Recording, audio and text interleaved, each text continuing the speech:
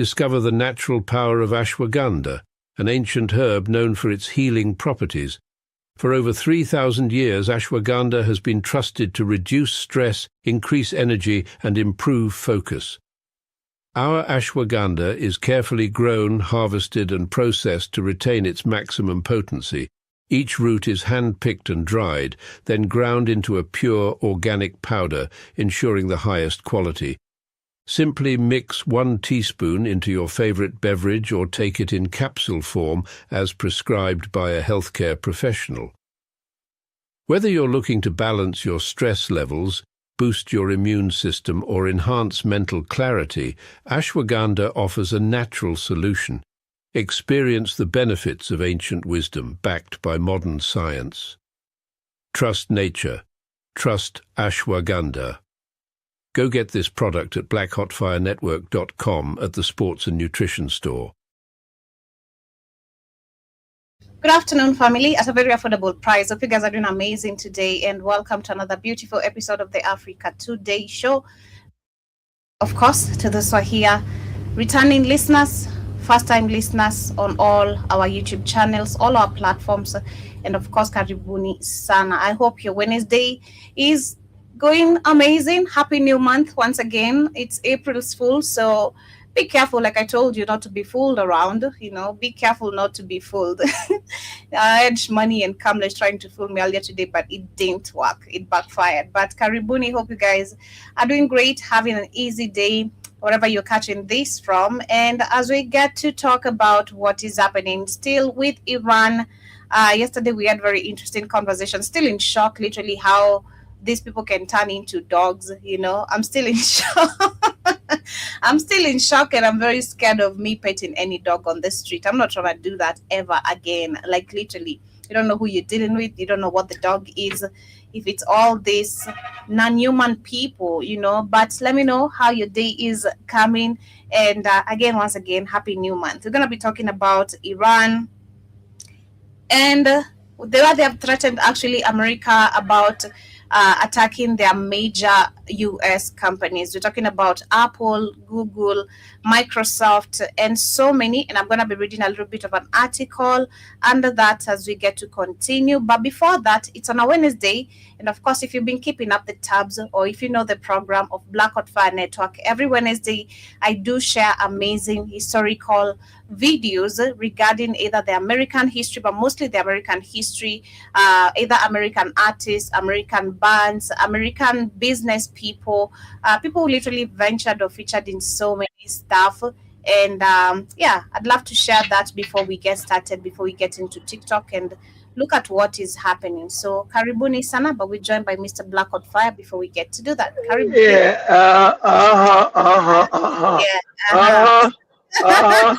Oh sneaky again, Joby. I know you was even live with your sneaky ass. Started. It's just 3 minutes into the time. I know. I caught you. I said, let me see. Joby been awful quiet. I don't know if you sent me a message or not. Let me go check her ass. She been starting on time here recently with her sneaky ass. It's I'm starting on time rather than late. Shit, that's way better. Yes, I'm saying before we get into what is happening, we're going to be discussing still about Iran, and maybe we can switch the conversation in case we want to talk about something else later. But we have Iran, which is going to be bombing major companies of the US. We're talking about Apple, Google, Microsoft. They said they failed game. They're gonna bomb. They're gonna bomb the infrastructure over that they build. These American companies, they're fair game because all these companies are created by like I told you yesterday, all these companies are created by the military. Your Facebook, your Googles, I told you, they know that. They know none of these people, these Michaels, the Zuckerbergs, and like when you're looking up for Microsoft, why would IBM give goddamn goopy Bill Gates their own operating system for free? They wouldn't. So they know that. So Iran said, we're going to bomb all your businesses over here too. Because they come after the economy. We're going to bomb Google. We're going to bomb Facebook. We're going to bomb all your shit, all your banks too. And then if any of you people living over here in the Middle East, Northeast Africa, in the house, we're going to bomb your fucking house. Because remember, they bomb houses, schools, and hospitals in Iran. So they said, hey, it's fair game now. Go ahead, Joe. Yeah, before we get into that, like I'm saying, for those who have been, of course, keeping tabs and know the program of Black Hot Fire Network, every Wednesday I share some historical videos, mostly based on American history. Could be musically, could be food-wise, it could be events that literally took place back then. Today I'm going to be sharing two interesting videos. We have the history of Slocum, if I'm pronouncing it correctly, Slocum Masquerade, literally how we had a group of Black people being burnt down and all that. I'm going to be sharing much of that, but we're going to start with this one, which is kind of similar to it in the slavery level or moment. May 15th, 2025. May 15th, 2025. Flames engulf Louisiana's famed Nottoway Plantation, reducing one of the largest. Oh, that's the plantation that burned down. That was always like a tourist area. People get married there. One of the most vicious, evil, wickedest slave plantations ever. It was in Louisiana. So they turned into a tourist thing where white people go get married. They had all these secret rooms in there where they used to whip Black people. They had rooms in there that they hidden off where they used to torture Black people, rape them, cut them up. Wicked shit. Go ahead, Jovi. Antebellum mansions to ashes. Yet behind its striking columns and its polished chandeliers and its lavish rooms lay a unsettling truth, a history woven into America's darkest fabric, the exploitation and oppression of enslaved Black lives. So today we're going to peel away the layers of grandeur and confront the powerful, uncomfortable narrative hidden behind Nottoway Plantation. So join me today while we discuss the destruction of Nottoway. And if you like stories like this, you can find more stories like this at onemichistory.com. If you like audio-only episodes, you can find my podcast wherever you get your podcast. But without further ado, let's get started. To understand the dark history of the Nottoway Plantation, it requires stepping back to the antebellum era, stretching from the War of 1812 until the onset of the Civil War in 1861. During these decades, Southern agriculture experienced an explosion of growth driven by global demand for cash crops like cotton, tobacco, rice, and especially sugar. Southern plantations swiftly embraced these lucrative commodities, amassing tremendous fortunes that generated tremendous political and social influence. Sugar emerged as a particularly profitable, and Louisiana was perfectly suited for sugarcane's finicky cultivation. Rapidly, it became America's sugar bowl, hinting at the sweetness but also masking the undeniable human suffering. Growing and harvesting sugar demanded punishing labor year-round, infamous for its harsh intensity, unyielding workdays, and dangerous conditions. Unlike cotton plantations, which offered a short period of relative downtime, sugar plantations required constant, grueling labor. The planters oversaw enslaved African Americans as essential machines rather than human beings, systematically forcing their bodies and spirits beyond endurance to maximize profits. On sugar plantations, enslaved Black men and women rose at dawn, harvesting in the blistering heat with machete-like tools designed to slice through tough sugar stalks. Loaded into carts, the stalks were then rushed over to sugar mills where enslaved laborers operated dangerous machinery designed to press the juice from the harvested crops. The boiling cauldrons, powerful presses, and the constant threat of horrific burns, injuries, and even death. Such awful conditions meant that life expectancy for enslaved individuals on sugar plantations was significantly lower than on farms cultivating other less taxing crops. An awful calculation that planters simply accepted, believing that Black human life was disposable. They work you to death. You were never supposed to survive. That's how wicked these people are. You will work to death. Go ahead, Joe. In the pursuit of profits. Within this brutal economic system stood the Nottoway Plantation, positioned proudly on the banks of the Mississippi River. Remember, this is where all their wealth came from. After they stole Africans and created their wealth in these plantations all over the rest of what they call the Western world, they went back into Africa because they knew it was less people and colonized it and stole money there and haven't left. So this is how they've got their economic foot and put them on the top. They've stolen everywhere these people went. rob, steal, kill.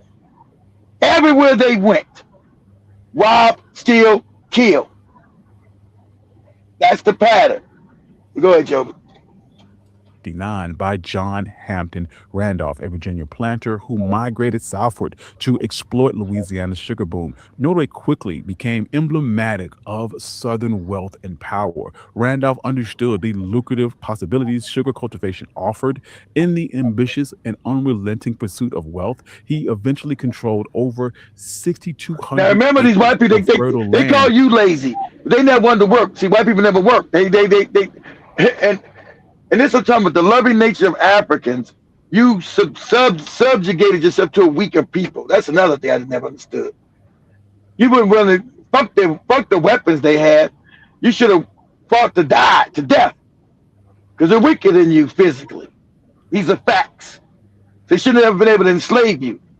But Africans, you have the mind. We have the mind of children of loving everybody and not wanting to hurt nobody. So we actually helped our own enslavement, to tell you the truth, because we shouldn't have been enslaved that long to a lesser people, a weaker people. These are facts. Physically, they're weaker than us. So I don't care how many guns and weapons they have, you should have been willing to die. Because you come in waves, they can only kill so many, you're still going to get to them and kill them.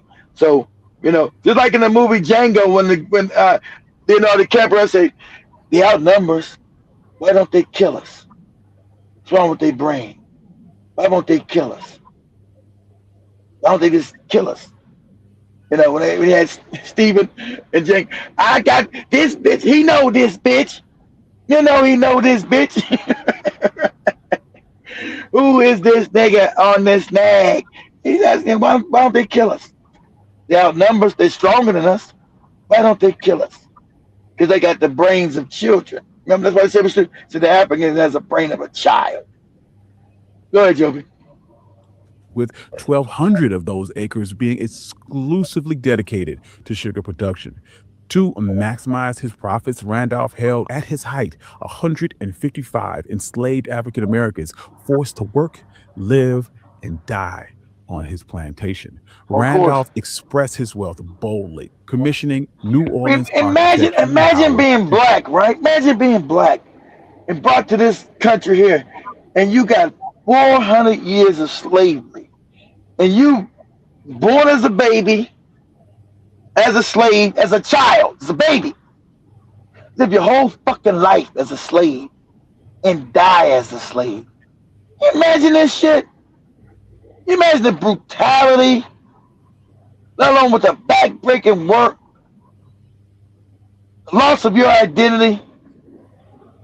Man, that's only black people can live in these conditions and don't do shit about it. We know don't come after me till we had uprisings. So what? We didn't never overturn the shit until later, until 1865 during the war. Eventually, they couldn't keep us in slavery no more because everybody was fighting. But why should it took us 300 years of enslavement to finally fight consistently? Because only black people can live in poverty and degradation and accept the shit. Go ahead, Joby. Crafted home of unparalleled wealth and size, built making everybody wealth.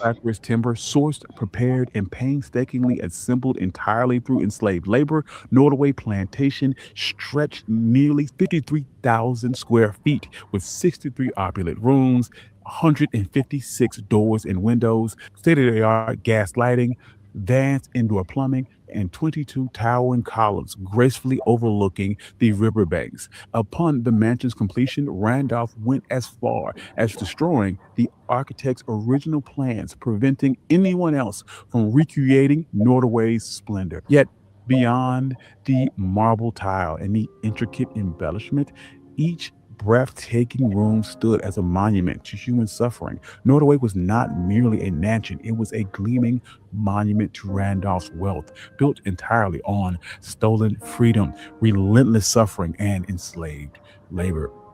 Life in Nordaway resembled life at countless plantations across the South, marked by constant physical exhaustion. Pause it. I want you guys to understand. Pause it. All the wealth on this planet today, you guys need to know that, came from enslavement and colonization. This is the wealth that they have today that puts them on the top. This built their economy. You need to understand this. This built their economy. The free labor they had, man, you didn't have to pay a motherfucker to do work for 400 fucking years. Do all kind of labor, never had to pay any wages, no nothing. Then you colonize the whole continent with the wealth it has. Don't have to pay nobody, enslave them, steal the resource. That's where their wealth comes from. The pillaging of the planet. And then they got the nerve to tell you, oh, be peaceful. Don't start any wars. Don't do anything. Stay fucked up and poor. Be peaceful. Don't riot. Because they want to freeze the world as they stole it. They don't want the world to change. That's what they call the they're all conservative. That means conserve the shit that they stole and don't allow anything to change. Because their wealth is based off these systems. That's why Joby said so important. You know history. This is why they're so. This is why they're wealthy, guys. This is where their wealth came from. This became generational wealth that they've been able to pass down for the last 2, 3, 4, 500 years that they stole off the backs of black people. Black people have built the world's wealth, whether in Africa or out of Africa. You need to know this. Wealth of the world was built on the back of black people. That's factual. Go ahead, Joker. I was to say simply, everything that we see even today, majority has passed by the hands of the black people, literally, or through the brutality. Black people have faced the brutal building of beautiful exploitation of building everybody's empires and staying impoverished. Yeah. And emotional torment. Randolph's enslaved workers spent their days planting, cultivating, and harvesting sugarcane under the punishing Louisiana sun. Overseers forced an atmosphere of relentless productivity, threatening and inflicting physical punishment through brutal whippings and beatings. I want you to see the same thing. Same thing you see here is the same thing you saw in the Congo with the cutting off of the hands. You're not working out, making white people wealthy. It's the wicked, evil shit. They don't ever want you. Everybody want to erase history all the time because it expose how wicked they are no matter where they went. Right? So he's beating and whipping so the white man can make more money off your labor. Same way in the Congo, cutting off arms. You weren't working for to cut your hand off. All the kind of wicked shit. Go ahead, Joby. Loved ones being torn away, sold off, and separated forever at their master's whim, creating psychological scars and they still sell your family away someplace else in the country. Your daughters, your wife, whoever. They would sell your children off. You in Louisiana, sell your children to Virginia. Back then, you know where the fucking Virginia was at. Sell your kids, you're in Virginia, sell your kids goddamn to Alabama. You don't know, you're a slave, you can't leave a plantation, never see your children again. The children and your children are all property of these wicked motherfuckers. And they tell you today, oh, it wasn't as bad as all that. That's the shit they try to tell you while they try to erase your history. It wasn't all that bad. It was the most evil, wickedest shit. Oh, it wasn't all that bad. Black people were happy to be slaves. Sound crazy as cat shit. This stark and happy without having freedom. It's crazy. Humbling slave quarters life was a testament. That's what they say, Joe. Enslaved black men, women, and children endured unimaginable hardship. You wanted to work for free for these people and be whipped and raped and beat. You was happier. That's crazy. Systematically stripped away through relentless deprivation and oppressive surveillance embedded into the plantation's architecture itself. Yet, As tensions grew across America, the eruption of the Civil War in 1861 thrust plantations like Nordway into uncertainty, threatening the very foundations of their existence and the complex systems of forced labor upon which they relied. Battles raged across the country, and freedom became entangled for millions of enslaved people, and the era of relentless oppression began to crumble. By the war's close in 1865, Nordway's plantation stood remarkably untouched, only bearing minor physical scars of the conflict. Only a stray grape shot lodged into a once pristine column hinted at the turbulent times that the mansion had endured. Yet, beyond this facade of longevity and grandeur, the harsh realities of the post-war South quickly closing in.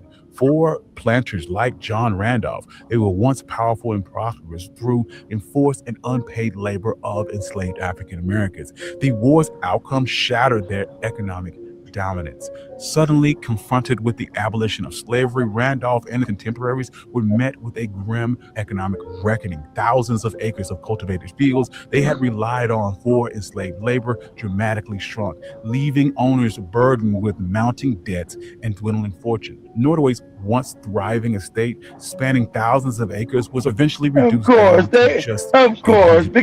they didn't get no free labor. White man couldn't do it himself. He couldn't go out there and build it and cultivate the land himself. Of course not. He couldn't work.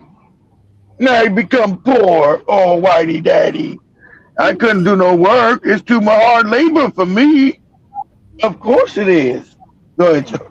Across the South, plantation owners grappled desperately with ruin. The Southern economy staggered. Once wealthy planters faced an uncertain future.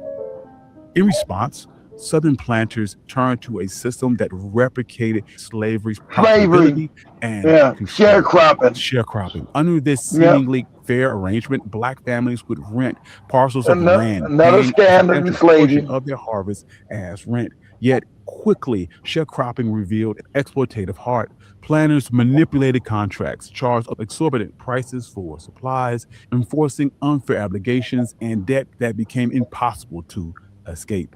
Rather than freedom, sharecropping imposed a cycle of poverty, generational economic entrapment, and exploitation that mirrored slavery in all but the name. And the law, the white law would enforce it, because if you tried to leave that fucking plantation, supposedly you were free, they would bring your ass back, say you gotta work here, we'll lock your black ass up. So you never really got free. Just like fake independence, you were given fake freedom. It's all fake. All fake. Gotta be justice for all this. This cannot just go all in vain. These white people just there's gotta be justice for this. Universal justice, spiritual justice. That's what's happening. Exactly right, Joe. That's what's happening. The Southern economy was attempting to repair itself. A disturbing transformation began to take hold. Rather than these kind of histories or things I bumped it, those are the things that mess up my mind. Even yesterday's video still is messing up my mind. How do Black people get comfortable to sleep with white people?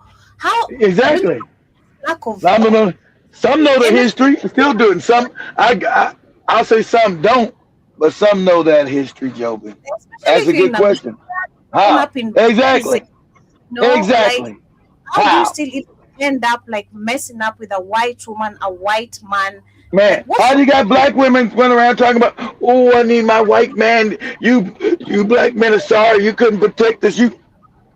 Your white man should have power, and blah blah blah, and vice versa. It still but a Black man talk. I know, same thing for the Black man talking crazy about the Black woman. It doesn't make any sense. Exactly, Joe. Go ahead. Not excusable at all for you to still go mess up with your enemy. Confronting the powerful truths of enslaved suffering, plantation estates and their wealthy owners gradually began to reinvent themselves, shaping a sanitized, romanticized mythology of the antebellum life. Vast mansions, sprawling gardens, and wide porches became symbols of imagined elegance and refinement. Brochures and postcards invited tourists across America to marvel at the South's supposed glory days, deliberately obscuring centuries of forced labor, violence, and hardship. By the turn of the century, places like Nordaway have found themselves a new life, not through cotton or sugar, but as idealistic snapshots of the Old South, deliberately stripped of the brutality that created their wealth. Yet these romanticized narratives could not forever silence the truth. By the late 21st century, activists, historians, and descendants of enslaved individuals increasingly challenged these sanitized representations. Places like Nordaway's grand weddings and luxury hotel stays became focal points of criticism and debate. Pressure mounted. Critics questioned why the lavish facade of wealth and refinement was celebrated so enthusiastically, while the spirits and lies behind that grandeur remained hidden, forgotten, and ignored. Then, May 15th, 2025, history would intervene. A fire broke out in a small second-floor bedroom, unnoticed at first, but swiftly growing. Flames soon engulfed the entire southern wing, consuming furniture and drapery, spreading passionately from room to room. After lengthy efforts from firefighters, Nordaway's mansion was reduced to smoldering ashes by dawn. The mansion that once stood resiliently for 166 years was nothing more than fiery rubble. The loss of the mansion sent emotional tremors through Louisiana's community and the wider South. Some mourned the disappearance of beautiful architecture and craftsmanship. Others, the erasure of an economic symbol. Yet, for me, Nordaway's destruction felt more symbolic, a purging of a site that had long obscured a miserable history beneath its deceptive charm. The fires did more than destroy brick and mortar. It burned away years of romanticized illusion and hollow nostalgia, laying bare a reality of exploitation and trauma concealed beneath. Just upriver, a contrasting reality stands in the Whitney Plantation, where the truth of enslavement isn't softened or romanticized. There are no weddings or photo ops. Instead, it presents enslavement in all its honesty and dignity, demanding the respect and reflection that it deserves. In Nordaway's fiery loss, we are perhaps given an opportunity to honor the truth, to dismantle long-held fantasies, to reshape our collective memory, and to understand the breadth and depth of American slavery, uncovering the authentic narratives long hidden behind idealistic facades. Though the flames consumed the mansion that embodied generations of distorted storytelling, the true history, resilient, haunting, remains stubbornly alive. By confronting these painful truths, we ensure that its legacy, the real legacy, will never again be hidden behind columns and grand staircases. Thank you. I'm your host, Country Boy.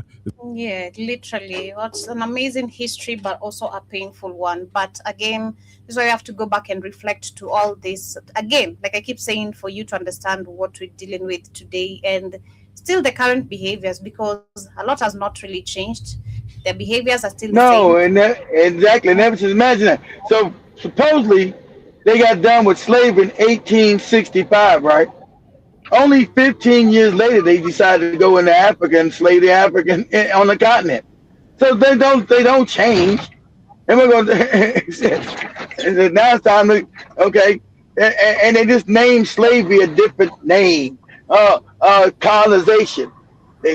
Same thing. They put Africans into slavery on the continent.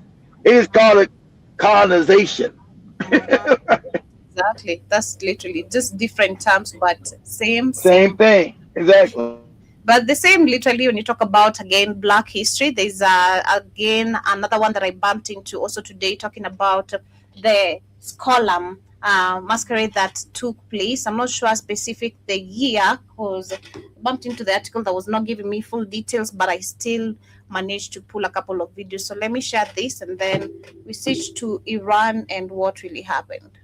To this day marks one of the worst days in East Texas history. The Black community in Slocum was gunned down and murdered. Many who survived fled to nearby towns, leaving behind their homes and their livelihoods. CBS 19's JJ Maldonado spoke with a descendant of one of the survivors and an author who's written extensively about the history in tonight's special report, The Slocum Massacre. July 29th, 1910 was a day of bloodshed in Slocum, Texas. In mobs ranging from dozens to hundreds went around killing African Americans on sight.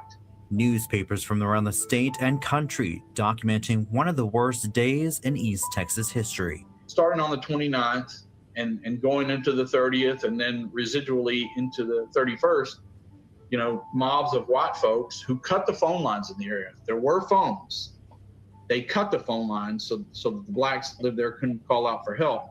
E.R. Bills is the author of the book, The 1910 Slocum Massacre, Enacted Genocide in East Texas. He's researched several massacres in the state and country as a journalist. It was sort of shocking. I didn't know anything like that had ever happened in Texas. And just the fact also that it apparently had been covered up was sort of a shock to me. The Slocum Massacre is believed to have been the result of hatred against the black citizens who were doing well in the community at the time. Bill says also an awful rumor had been circulating that the black community was going to rise and kill their white neighbors. But it scared the white people enough that they took their kids and their wives and put them in churches and left white men outside to defend, reportedly. And then they went on a killing spree. The official death count is listed as 8, although it's believed 200 to 300 Black East Texans were killed in those 3 days. One of the victims was Alex Hawley. Constance Hawley Joaid is a descendant of the Hawley family. Her great-great-great-grandfather was Jack Hawley, a survivor of the massacre. Jack Hawley, who was the primary landowner and the owner of the only general store and many other businesses in Slocum at that time, and who was the primary target during the massacre. I am his great-great-great-granddaughter. In the early 1900s, Jack Hawley was a successful businessman, which is not easy for someone enslaved. Slave, you never go, listen, exactly. For them, remember, causes white rage when you're not on the bottom. Now, if you understand what these people causes white rage, they get joy in seeing you all fucked up. You understand this? This is real. They get internal joy in seeing you impoverished, all fucked up, and beneath them. It's a sickness that they have. So him being a businessman, they're going to come and attack it and destroy whatever. I never heard this thing, so I guess they would, what they do, massacre the town? This over and over again. How many towns have they done this to? Because it's not, like I said, it's not just Black Wall Street they did it to. It's over and over and over and over. Every time we tried to build, they would come, blow it up, destroy it, and say somebody tried to rape some ugly white woman. Nonsense. You know, it's a lie. You tried to rape a white woman. No, that's the reason. That's the pretext they would give to come burn your shit down to the ground. Go ahead, Joby. They were 19. He started using his skills and his talents to make money for himself instead of imagine that. The white man, exactly. Imagine that. How dare you, nigga, make money for you and not me? Your body and shit belongs to me, and you make money for me and mine. They really believe this. It's absolutely psychopathic. Sick. Slavery. And so he did that just a bit too well. He owned a general store, a granary, dairy. He survived the genocide, but was forced to flee his Slocum home and moved to Palestine. See, so it was a genocide. See, they did try to genocide. Every time. We've got so many genocides, these white people in America killing. I don't even know all of them. This is a new one. I never heard of this one. Go ahead, Joe. Many relatives. Having to lose a child, and having a child shot and wounded like that, I can't imagine what that feels like. I have 2 children, and I don't want to think about that.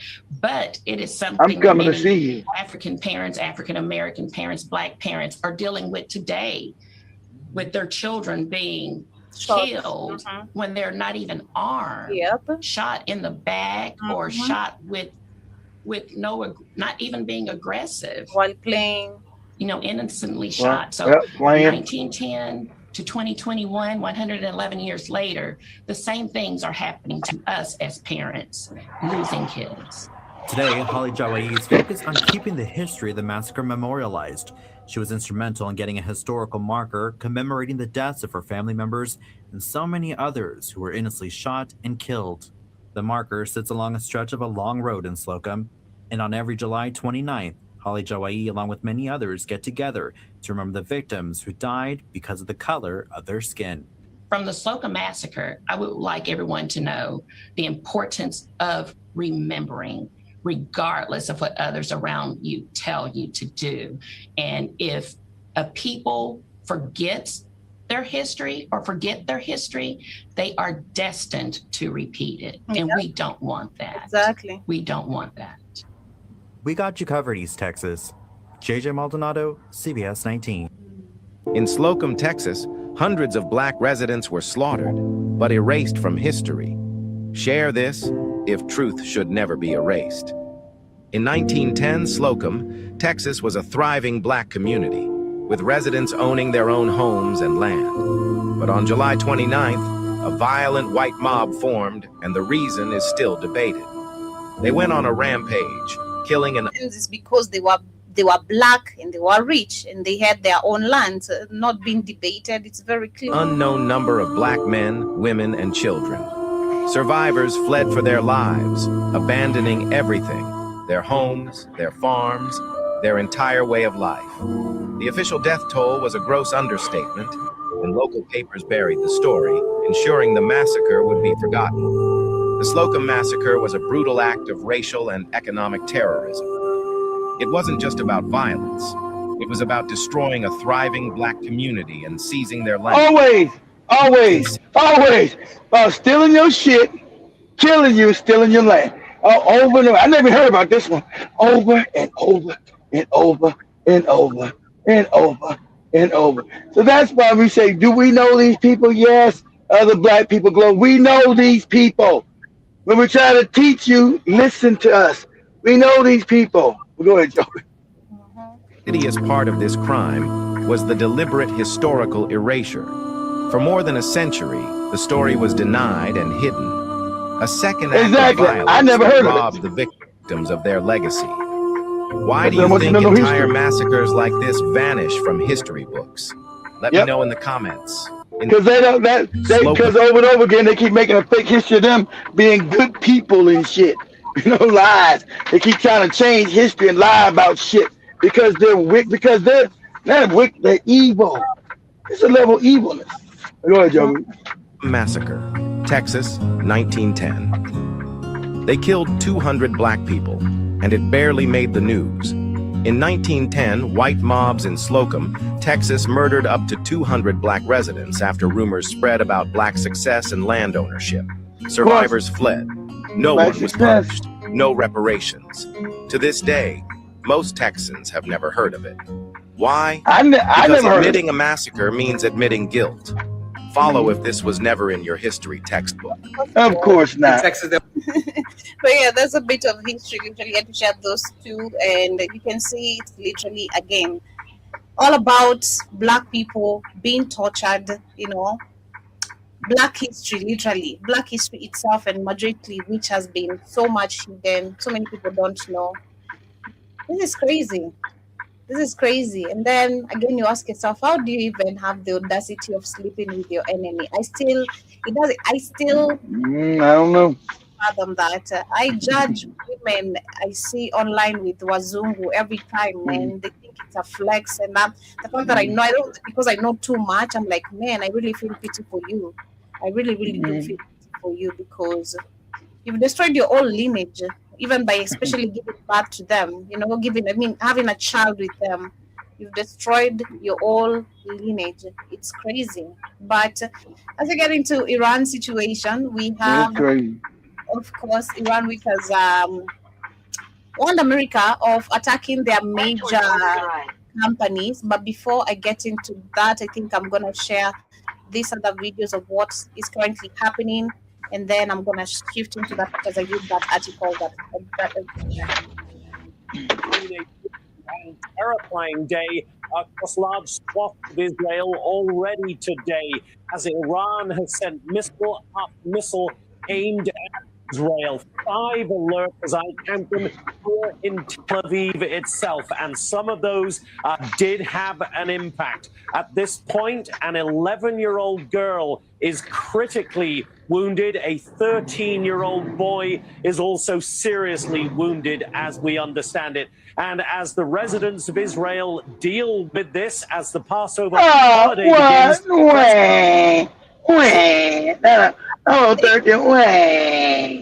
It's crazy when fuck out of here. We love exaggerating how the children are being and all that. We don't give a shit because you didn't care about murder. Listen, your fake pleas for sympathy, people don't care.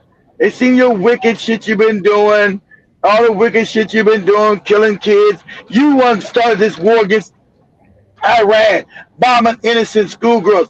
I'm gonna have Joey put up that new Lego video that Iran used. Play this one. I'm gonna have you look up, say the Iranian Lego video of the little girl going to school. And you did that, but you were talking about, oh, look at our 12-year-old kid. Who gives a shit about your 12-year-old kid, 11-year-old kid? You started this war. You started killing innocent people. Then you always want to play the sympathy card. The most wickedest motherfuckers on the planet. Straight evil. Wait, Iran killed a 12-year-old child. Wait. It's war. The war that you started. So please. At the stop sign, turn right onto Uniroyal Drive. Then at the next light, you will turn right.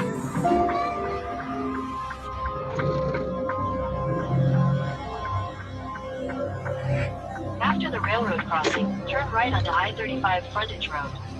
Then you'll take a slight left onto the I-35 North, US 83 North ramp.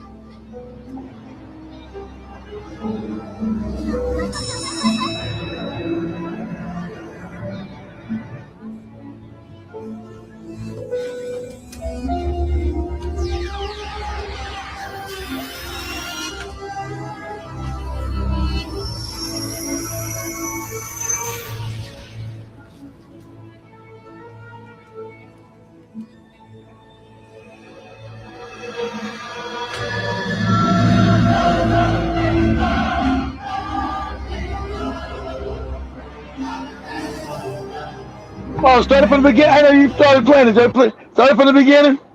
I know you started playing it. I thought you still playing the other one. Yeah, there we go.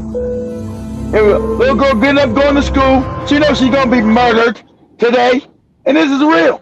She knows she's gonna be murdered today, going to school, playing with her friends. That Israel and America is gonna come bomb our fucking school. You want somebody to feel sympathy for you, and understand they know our systems are so advanced. We know what the fuck we're blowing up. So to pretend like they didn't know, we know. All our systems are highly advanced. We know what the fuck we're shooting at and when we're shooting at it. So they meant to blow up these children. Because they were trying to demoralize the Iranians, right? Everybody run around blowing up schools still now and blowing up hospitals. These are supposed to be crimes of humanity. But of course they own the UN. So they're not being charged with crimes against humanity. Blowing up schools, hospitals, and shit. That's what they've been doing. That's why the censorship has been so strong in these wicked motherfuckers talking about, oh, we're doing a great job. We got Trump, idiotic, moronic, despotic, dementia-ridden ass talking about we're doing a very good job. And then we did a regime change and talking to new people. These are psychopaths. And we're talking about literally that they killed little children. Don't feel nothing. I mean, Joey said, what about the humanity? They're not human. That's why. These not human beings you're fucking with. They don't have the same humanity you got. And Africans, you better realize that. It shows you through slavery. They don't have the humanity that you have. Okay? You understand that? They don't have your humanity. That's not in their makeup. So they can bomb and blow up children and don't even think about it. Go to sleep, just blow them up. Well, and then tell you, well, maybe Iran did it. Maybe Iran blew up their own kids. Say all this crazy shit like that to you. Maybe Iran blew up their own kids. You know. Go ahead, Joby. Go ahead.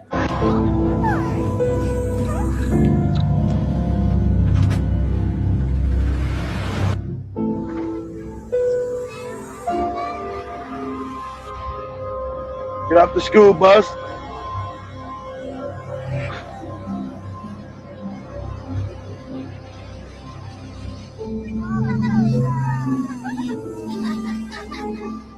Little girl knows she's gonna be murdered today.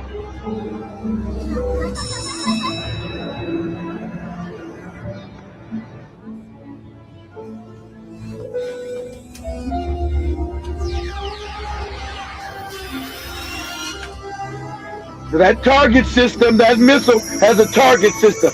They knew they were shooting at.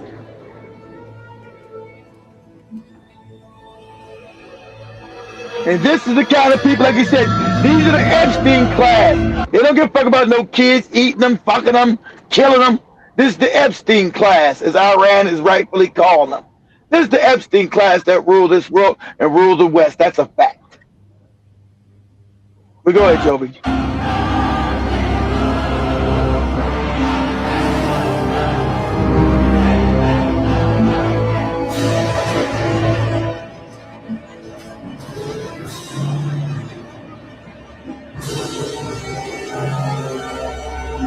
This is crazy. Yeah, but back at this, bombing children and all that. Let's listen. President Trump is saying that the war, at least the U.S. role in it, could be over very soon. Here's the president.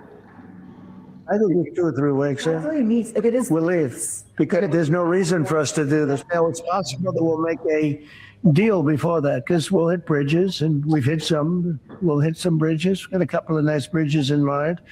That's crazy, Sam. If they come to the table, that'll be good. And to keep encouraging Iran to come to the table, the U.S. and Israel are continuing their strikes in Tehran and beyond. As always, it seems in this, military and regime targets top of the list. Some underground targets, we understand it, hit by Israeli forces. And Secretary of State Marco Rubio says that kind of destruction will continue. Here's the Secretary of State. We are going to destroy their Air Force. We have largely done that. We were going to destroy their Navy, which we have largely achieved that. We were going to destroy a significant percentage of their missile launchers. We are well on our way to achieving that. And as I mentioned, at sunset today here, that is lunchtime, East Coast time.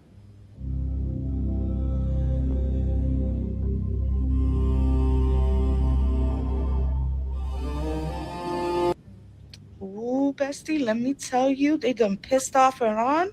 Let's get into it. So they hit the Ben Gurion airport. They hit the Haifa oil refinery. Hundreds of missiles are raining down on Tel Aviv. Let's take a quick look.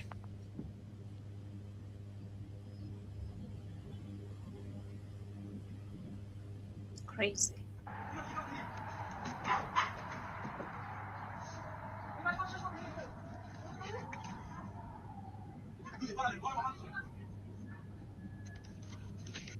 Iran has got them in a fury. They introduced a new missile where I have footage you'll see right now. It clearly, swiftly, and smoothly goes around both interceptors. Watch this.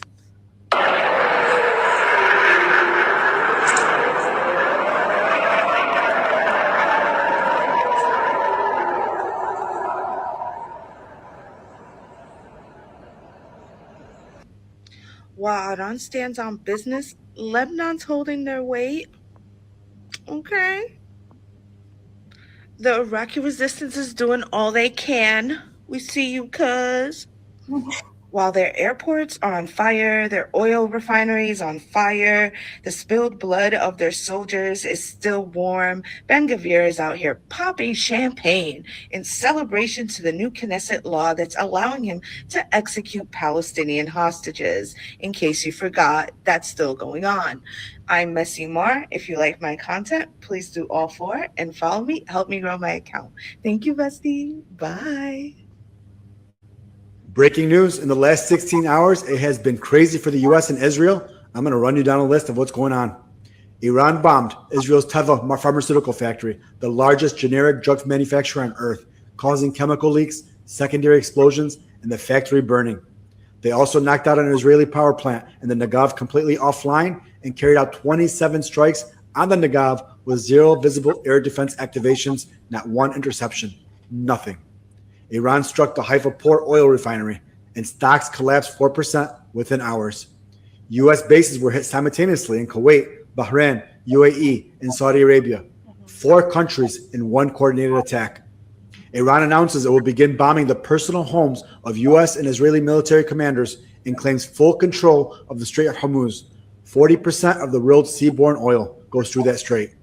Yemen has entered the war on Iran's side, and Iraq has entered the war and is sending aid to Iran. In Lebanon, breaking news in the last 16 hours, it has been crazy. Israel is collapsing. They want to seem like they're really strong and that they're actually winning this war against Iran.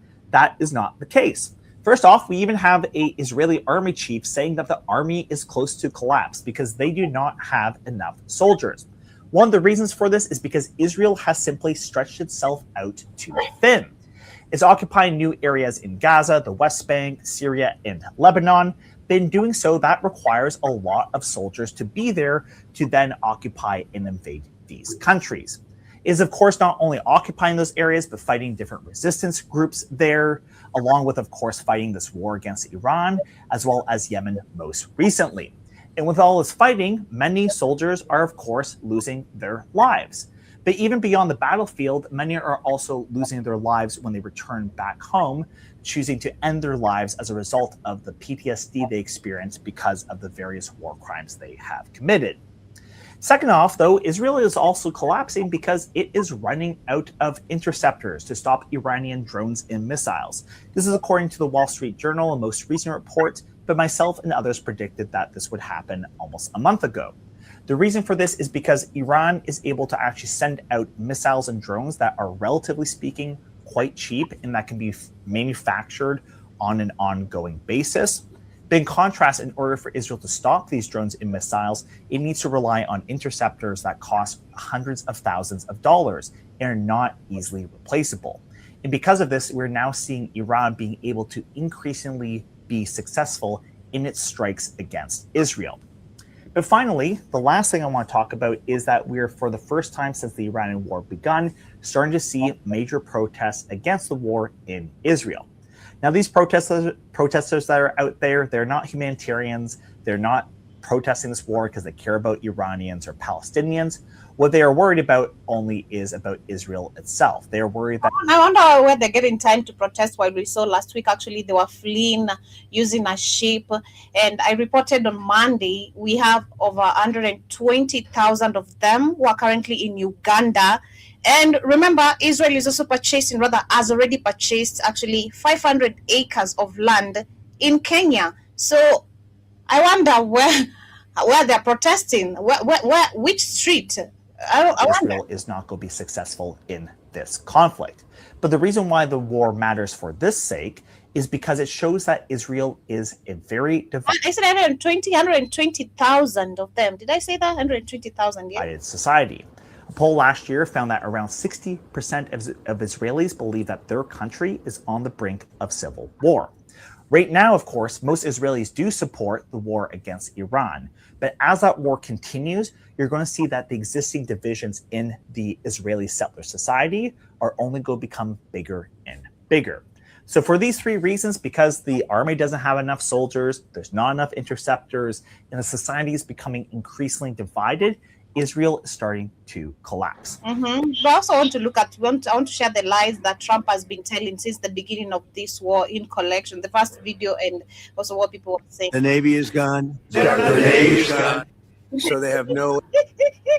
The Navy. Look at that. The Navy is gone. They don't have Navy. So they have no Air Force. They don't have an Air Force. Their anti-aircraft equipment is gone. Their anti-aircraft equipment. They have no radar. Their radar is entirely gone. Their Navy is gone. 24 ships in 3 days. We've knocked out 42 Navy ships, some of them very large, in 3 days. They have 32 ships. All 32 are at the bottom of the ocean. Sunk Can you imagine this moron is the head of the most powerful military in the world? This idiot who's failed at everything he's ever touched. This moron. This is absolutely crazy. That's how good propaganda can work. That this moron has been made president when he's failed at everything. He's an idiot. And I mean, literally, they already know he's literally an idiot. And everybody around him, Hexep is a moron, an idiot. Marco Rubio is an idiot. You got idiots that shouldn't be managing the KFC. Now head of the most powerful military in the world and don't know what the fuck is going on. And just saying crazy shit. This is how you know you're at the end of an empire. Trump could never these people could never be elected 50 years ago. Even though America was corrupt, it was confident, right? It might have been corrupt and evil, but it was at least competent. These people are incompetent white people. They're the worst of the worst. We go ahead, Joby. It's almost 50 ships. I was just notified it's 51. The Navy is gone. It's all lying at the bottom of the ocean. 46 ships. Can you believe it? Can you believe it? This is going to hit you whether you are MAGA red, deep Democrat blue, or you just don't follow politics at all. It doesn't matter what team you're rooting for in the NCAA championship. This still lands on you. So I asked earlier, do you have war fatigue? Do you have Trump fatigue? Do you have news fatigue? All of that I understand, especially after No Kings. Like, you're just like, I'm done. 8 million people showed up. A lot of you watched right here on our channel. Donald Trump is lying to you. This could cost Donald Trump his presidency, and it could cost us our safety and our stability, because he keeps saying that the United States is negotiating with Iran, but Iran keeps saying that they have no idea what he is talking about, no idea who he's talking to. They're not hinting, they're not being vague about it, none of that. They say that he is flat out lying, and that is not happening. China and Russia are sitting on the sidelines monitoring everything. They're in close touch with the government. They're providing satellite intelligence, which accounts for some of the tremendous successes, particularly in Israel and on our U.S. bases. All of our bases have been destroyed. Our harbor installations are destroyed. We're actually having to fall back on India and Indian ports, which are less than ideal. That's what the Navy says. And I think Iran, much to our disappointment, is faring very, very well. The war in Iran is raging out of control, and it's exposing just how Donald Trump is lying to the American people about how bad it's really going. On Monday, Trump claimed that U.S. forces had destroyed Iran's Navy, Air Force, and other military installations, saying that the country had been so thoroughly decimated that there was simply nothing left to target. Past 11 days, our military has virtually destroyed. That crazy talk. Their Air Force is gone. This is Baghdad Bob. They no longer have radar. They don't have anti-aircraft equipment. They don't have anything. Now, I love Trump's voice though. here's the reality of what's happening today. It's crazy people report talk. from the UK says 3 cargo ships were attacked and hit by projectiles close to the Straits of Hormuz. Iranian drones struck oil storage facilities in the port of Salalah. Some damage was recorded. We've seen plumes of smoke and a fire coming from these facilities. And despite the massive threats Iran has made to any ship traveling through the Strait of Hormuz, President Donald Trump thought it was a good idea to go on TV to say that those ships should, and I quote, show some guts and go through the strait. Are you talking to CEOs of various oil companies, encouraging them to use the Strait of Hormuz right now? They should. I think they should. I think they should use it. So go through the strait. And, that's just part of it. If you want to diminish the Iranian threat, if you want to make sure that this ends up with complete Iran capitulation, sow some guts and go through that strait and do You know what they said? And again, that crazy here's the sound. reality. Don't do that. Show some guts. 'Cause these are the psychopaths. Because they're all right. Why we're not winning? Why we're not being blow and kill up people? We're losing. Just go to the straits. What? What's happening today, Wednesday. I'm going to show you a map of the approximate locations of these attacks on ships today in the Strait. A reminder, some 20 million barrels of fuel a day move through this critical shipping route, and it is clearly effectively remains shut down because of this very real threat. And on the first day of the war, do you remember the Iranian drone attack in Kuwait that killed 6 U.S. service members? Well, that was actually much worse than initially reported. Yeah, this is that drone strike at the beginning of this operation that killed 6 U.S. service members. And we're learning more details than had been previously known about the severity of those injuries. We know that those that have been injured had to receive hospital care. Some sent to the U.S. to San Antonio. Some sent to Germany. Some sent to San Antonio. I didn't know. But remember, they classified that. So you didn't know who's even getting killed. They classified that. How crazy is that? So you don't even know. This is crazy. Go ahead, Joe. In the D.C. area, but at least 25 had to go to a regional medical center in Germany. And we have learned per this reporting from our colleagues that 20 were transported with injuries the military designated as, quote, urgent and required evacuation. That includes traumatic brain injuries, memory loss, concussions. And this is just the most detail we've gotten on the physical toll of that strike. As we're learning also from the Pentagon earlier this week that 140 American service members have been injured so far. And now, even our own FBI is warning U.S. citizens that there are legitimate threats of Iranian drone strikes targeting cities in California. Now pause That's that. California. Now you know this is lies. So you know this is what they call false flag attacks. You're California. So we know 9/11 was the same cats with the hats. So this is the cats with the hats. These are called false flags that they'll kill some Americans. We're gonna kill Iran. They killed Americans. But you know it's them that did it. These are false flag attacks. Why the hell would Iran? How the hell would Iran have drones all the way over in California? It ain't make any sense. But they'll say it hit somewhere else. So get ready for a false flag attack because we're losing, guys. So get ready for a false flag attack because we're losing the war. They need a false flag attack to get you hyped about keeping the war going. Say, we got to go. Look what Iran did there. And it's them that did the shit. Okay? So they're going to need everybody telling you they own all the media. It's a drone attack in California. What? How the hell is Iran getting drones all the way to California? Oh, they don't have the capacity. They're looking for a false flag, guys. Go ahead, Joe. In the United States of America. FBI warning of possible Iranian drone attacks on our homeland. A new alert reviewed by ABC News revealing Iran's aspirations to conduct a surprise attack specifically against unspecified targets in California. See, this is all lies. I want you to listen. Remember, they control all the media. This is all lies. All of it. All lies. All propaganda. They own all the media. We got to attack that Iran is going to try to do drone attacks in California. Not California. This is to get you scared, and they're going to do it and blame it on Iran. This is a false flag. So now you're back to war against Iran. They're doing it. These are called false flag attacks. In all the media, it's all a lie. All of it. Go ahead, Joby.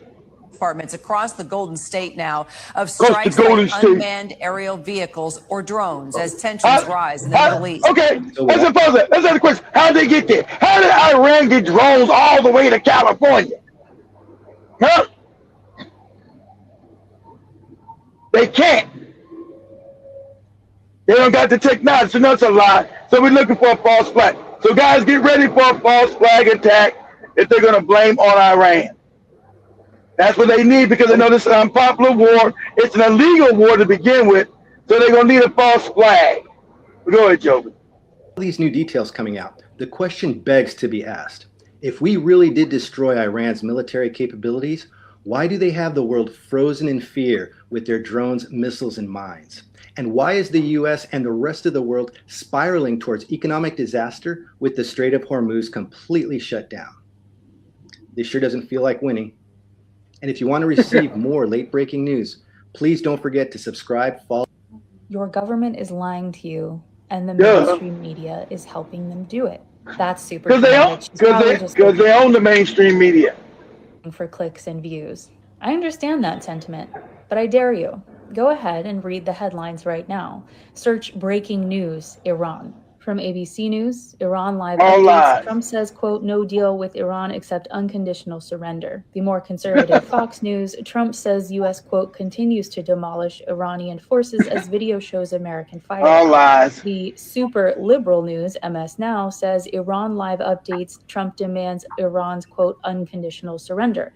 The president vowed that the U.S. and its allies. See, that's how you know there's no left or right. They tell you left or right news. There's no such thing. They control all the media. That's why they went out and got TikTok. They control all the narratives, all lies, all the time. All lies. And all lies all the time. Go ahead, Joby. I don't see Joby. From the brink of destruction. And CBS, which we know now resides in Trump's back pocket, says Hegseth says U.S., quote, just getting started in Iran war as conflict intensifies and spreads. That's fine. Those headlines can say whatever they want. But I've taken the time to do the research, and I've grabbed the numbers, and I've looked at maps, and I am prepared to lay out an argument for all of you that will certainly have you thinking differently than these headlines. First, let's start with the size of both Iran and the United States. Behind me is a map of the United States, and the pink outline is how big Iran is. So as you can see, Iran is much smaller than the United States in the sense that you could probably fit at least two of them inside the United States. But let's talk about square miles versus the number of soldiers they have. Iran is the 17th largest country in the world with a square mileage of 636,372 square miles. The United States is the third largest country with a size of 3,796,742 square miles. In terms of the size of their troops, Iran has roughly 600,000 active troops with an additional 350,000 in reserves, coming to a total of 950,000 troops. But we can't just talk about Iran's troops because they have a number of allies in the Middle East. They have Syria, Lebanon, Gaza, Palestine, Yemen, and various militias throughout Iraq. This all forms together to become something known as the Axis of Resistance, which roughly adds up to between 1 and 1.5 million fighters. On the other hand, the United States has an active duty count of between 1.3 and 1.4 million troops. They also have a reserve and National Guard that adds up to about 770,000 additional troops. And if you can do quick math, you will see that there are roughly 2.1 million fighters, 2.1 million troops for the United States. Keeping in mind that we cannot send all 2.1 million abroad over to the Middle East because we have things like boots on the ground in Ecuador and other parts of the world. In terms of population density, we then need to also look at the size of Iran and the size of the United States versus their number of troops. So in Iran, you have an equivalent of about 1 soldier for every 1 square mile, whereas in the United States, you have 1 soldier. Pause it. Ladies, shut up. You know what you're talking about. So let's hate when novice never been in the military. Not the numbers of troops either. They have more than enough numbers, but you're invading a country. So that means you be fighting them and their people. I've been to war, you bumblehead moron. You're fighting them and their people. So it's not you're talking about they got a 1 million man standing army.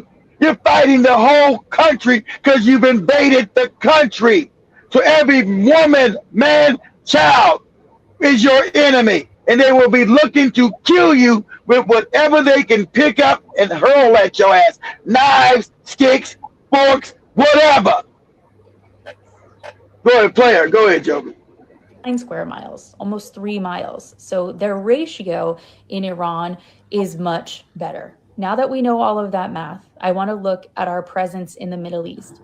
The United States has roughly 19 military sites and or bases throughout the Middle East. It's all been the map destroyed. behind me shows a number of them. Both the blue and the red are military sites or bases. The red indicates where in this war we have already been struck, and the blue represents where we have not. There are key bases that we need to pay attention to as this war has begun, and these are Qatar, Bahrain, Kuwait, UAE, Jordan, Iraq, and Israel, which is a brand new site for the United States as of 2026. If you're wondering how much money went into the building of all of these bases Trillions. and sites across the Middle East, Trillions. since 9/11, taxpayers like you and I, US citizens who work in the United States, have spent roughly $6.4 trillion on wars and military action throughout just this region alone. Now let's look at the strategy Iran is bringing to these military bases abroad, because there is evidence that is not being talked about very much in the mainstream news to prove that we are in fact losing. Yes, we are losing. Let me explain how I know. So let's talk about what has been Pause it. And it's pause it. And the sad fact, unless you keep looking at the news like my brother, the rest of the goofy Americans, they get all this fake ass news, this fake propaganda. You look at the news, it's so crazy in America, this propaganda. We're winning and we're fighting, troops on the ground. You're like, what the fuck are you talking about? That's why I said this country cannot survive. This country's gonna collapse because all the institutions are rotten. When you have all institutions that do not work, that all promote graft and lies, your country's hollowed out. America's hollowed out as an empire. It's going to collapse because you got nowhere where you get any truth at. You don't know what the fuck is even going on because everybody's lying to you about everything. This is like some shit in Africa. This is third world shit where you got no truth ever. You don't know what the hell is going on. A country cannot sustain itself built on all lies. It will collapse. Especially if you got an empire. Go ahead, Jobin. Far. We know that in Bahrain, we have the U.S. Fifth Fleet headquarters, and there we know that 2 satellite communications terminals and several large buildings have either been destroyed or damaged. We don't have the specific reports on that, but at the very least, they are damaged. We also have, and I'm going to butcher some of these names, I'm so sorry, Camp Arifajan in Kuwait, where we have those 6 reported dead military service men and women. I personally believe there are many more than that, but this is what the mainstream media has told us. We also have Ali Al Salam Air Base, which is in Kuwait, and there we had a collapsed rooftop in multiple points caused by strikes from Iran. We have Camp Buring in Kuwait, where a drone exploded in its perimeter. Erbil Air Base in Iraq, where 4 structures were damaged or destroyed, and fires are still burning there.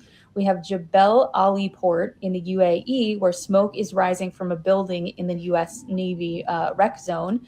And then we have Al Udeid Air Base in Qatar, where $1.1 billion worth of an FPS-132 early warning radar system was struck and damaged. In addition, we have also seen several U.S. embassies sustain strikes from Iran, as well as at least 1 confirmed CIA station. Now, you have to ask yourself, what is the strategy here? What is Iran doing? Because Iran is not at this moment focused on killing American and Israeli troops. They're not. They are taking out specific regions, specific places, specific bases. And what they are doing is they are attacking our communication systems. I had to do a lot more digging, but this is how we know they are trying to make us blind and deaf so we can't know what is going on throughout the Middle East. If we dig a little bit more and search for more facts, here's what you will find. The 5th Fleet headquarters had 2 AN/GSC-52B satellite communications terminals destroyed. These terminals provide high-speed, near real-time connectivity. In Qatar, which is the regional headquarters for Central Command, we saw that a tent surrounded by satellite dishes was destroyed and or damaged. Again, we don't have extensive information on this, but we do know that we had satellite dishes damaged there. Camp Arif Jan, again, I'm so sorry, I'm butchering these names, in Kuwait had 3 radomes, protective structures for long distance communications, either damaged or destroyed. Ali Al Salam in Kuwait had 8 or more buildings near satellite communications infrastructures damaged or destroyed. Again, details are still surfacing about that. In Jordan and the UAE, radar systems for THAAD missile defense batteries worth roughly $500 million have been damaged as well.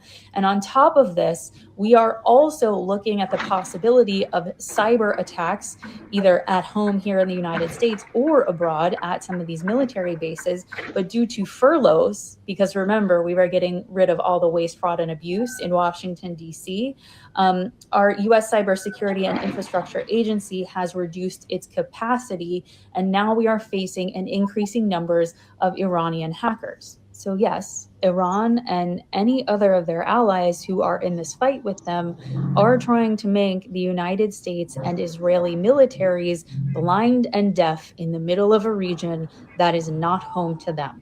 This is guerrilla warfare. So then the question becomes, why are we being hit so much? We shouldn't be if we have defense missiles. And here is the reality. It comes down to a simple math problem. The math problem is a word problem. And it says, if Iran produces over 100 missiles per month and the US produces 6 to 7 interceptors, which are designed to take out those missiles that are incoming from Iran, can you win a war? The math answer is no. So then according to that math problem, you have to think as a taxpayer, is this war even worth it from a financial perspective? Because we taxpayers are funding the war with our tax money. And according to that math problem, we can't out-defend Iranian offensive missiles. And if you look at the spend, you'll learn that offensive missiles typically cost a few $1,000s to make, which in the world of war is just a few pennies. Whereas defensive missiles, the ones that we're trying Cost to create, that millions. we can only create 6 to 7 of per month A because year. they are so complex, they're also incredibly expensive. They cost millions of dollars. So every time we shoot one of those off, we are quite literally burning through millions of dollars. Okay, so it doesn't look like missiles are going to work out in our favor. What about putting troops on the ground? Because Hegseth hasn't ruled out those boots on the ground invasion type of operations. Knowing the number of soldiers per square mile in Iran and knowing their military capabilities in terms of missiles, can we invade them? The answer is no. If we tried to even put 100,000 troops on the ground to invade Iran, it would be a bloodbath. Those people would die, and they would die quickly. And if you want to Exactly. argue the point that, yeah, we could get them on the ground, my question would be how? Because you're going to get struck by a missile before you can even drop them off. And even if you were able to drop them off, you really think that our troops and Israeli troops stand a chance against a massive military force who has been for 30 years preparing Waiting for for this you. very moment, knowing what Netanyahu has wanted to do, and who Exactly. is very familiar with the landscape of Iran and the environment and the climate and all of the other things. We would be utterly destroyed. It would be a suicide mission. What happens next? What does this mean? I can't tell you 100% for certain because we're dealing with Trump and Netanyahu, both of whom are narcissists who exist in this sort of alternate reality where they are simply power hungry, money hungry, oil hungry, and want to stay out of prison. So they will keep this going as long as physically possible. They don't care how many people die or fall in this war because they don't have that mental capacity or that empathy. It is all about them and playing Battleship, I guess, or a video game with real life human beings and real life money and real life resources. Okay. But what I can tell you for sure what you can expect here on the home front.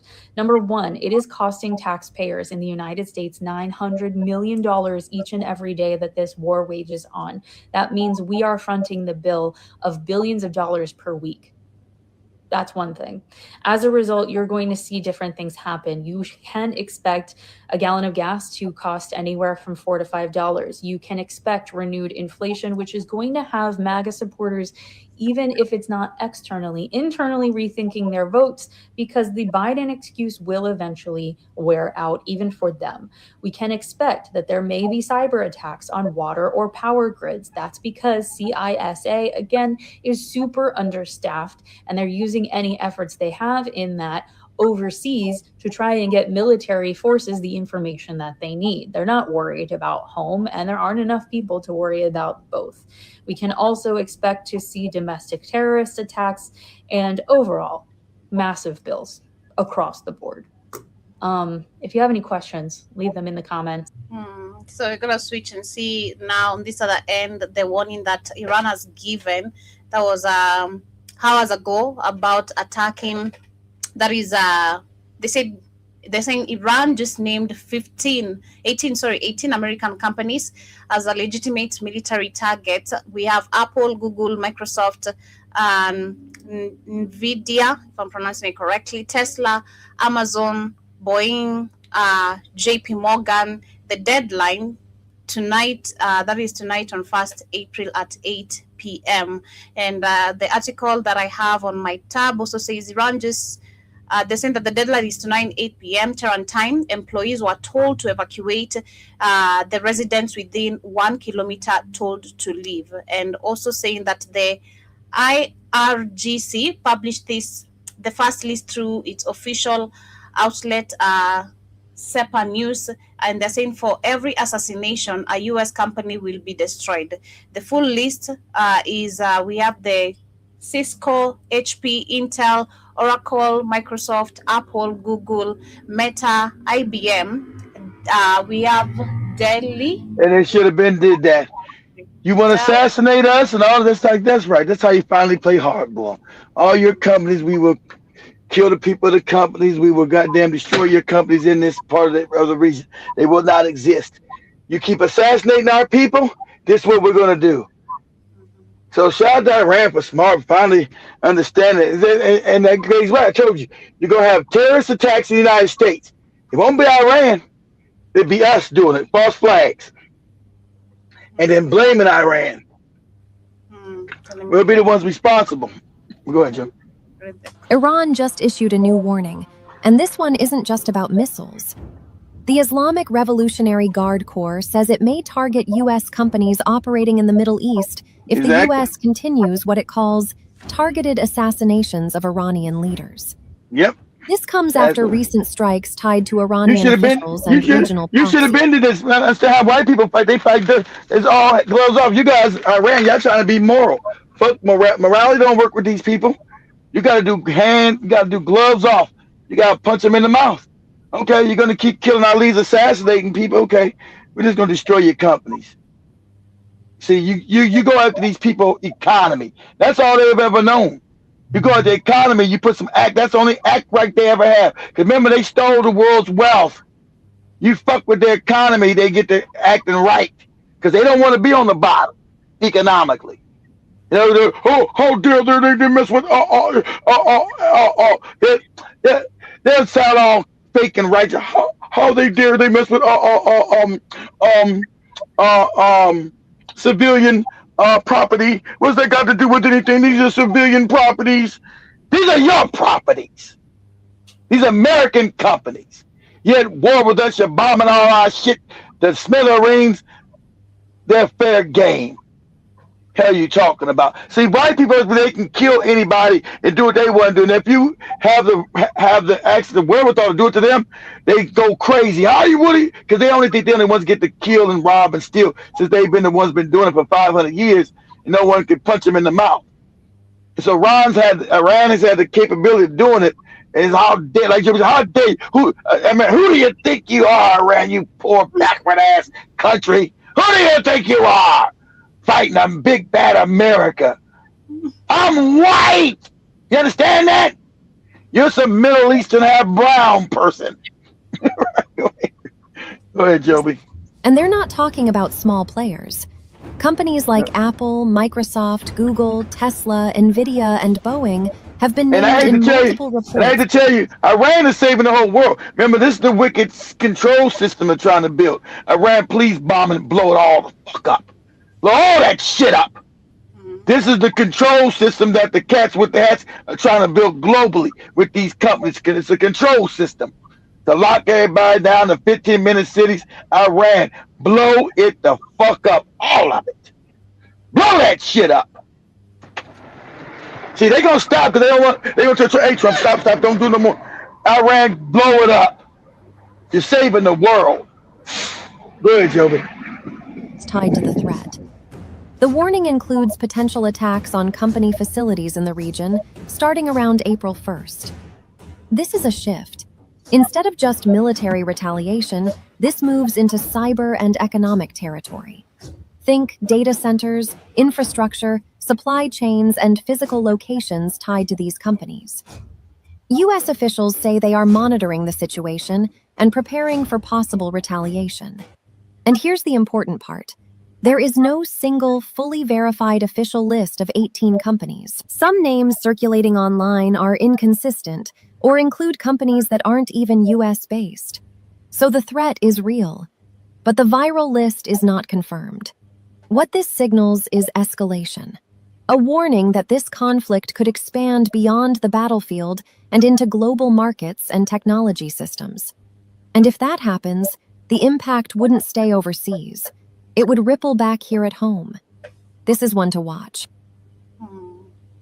So the IRGC published a list yesterday with 18 companies on it. Apple, Google, Microsoft, Meta, Tesla, Boeing, Palantir, and several others. Now I want to talk about this because cyber is one of the most devastating retaliatory cards that the IRGC has, and until now, they hadn't played it. Like the Houthis sitting out the first month of this war, the capability was always there. The question was timing, and the timing, it's possible, has arrived. Now, the message accompanying the list said that these companies play a major role in, quote, designing and tracking assassination targets, and declared that starting at 8 p.m. Tehran time on Wednesday, April 1st, for every Iranian killed, one of these facilities will face destruction. Now, that word destruction is doing a lot of work in this statement, and the deliberate ambiguity is the point. The IRGC is not specifying whether it means physical strikes on regional offices or cyber attacks on infrastructure. Both are on the table. Both are within their capability. The message also came with an evacuation warning, telling staff to leave buildings, telling nearby residents to move at least a kilometer away. And this suggests a kinetic intent for physical locations in the region. Several of these companies, including Oracle and Microsoft and Google, have offices in the UAE, but the cyber dimension is equally real and in some ways more dangerous. And I'll get to that in part 2. If we want to understand what this list is actually telling us, you have to look at who's on it. You have the obvious defense and intelligence architecture, Boeing, Palantir, General Electric. Palantir in particular has been singled out in Iranian commentary. It's the company that consolidates data from 11 US intelligence agencies, including the FBI and CIA, and runs it through AI analysis. Now, if you're the IRGC and you're trying to understand how Israel tracked your commanders, Palantir is the name you land on. But then you also have Apple, Tesla, and JP Morgan. This is consumer technology and finance. That's not necessarily military infrastructure, but it is about sending a message to the American economy, to American civilians, and to anyone doing business in the Gulf region with America. Now, inside pro-IRGC chat groups, the reaction to this announcement was not triumphant. It was confused and frustrated. Members were openly asking, why are we announcing this? Why are we giving them warning? Why are we following rules when the other side isn't? One user wrote simply, let's just strike without notifying. What kind of game is this?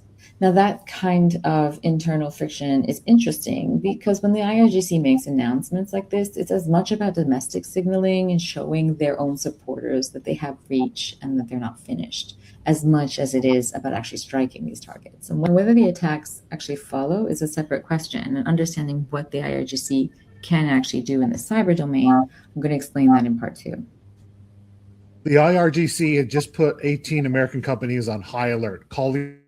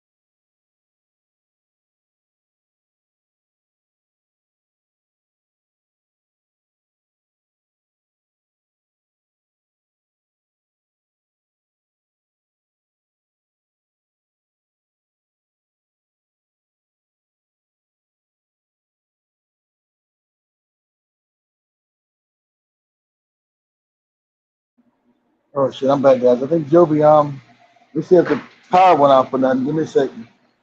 See if Joby's coming back.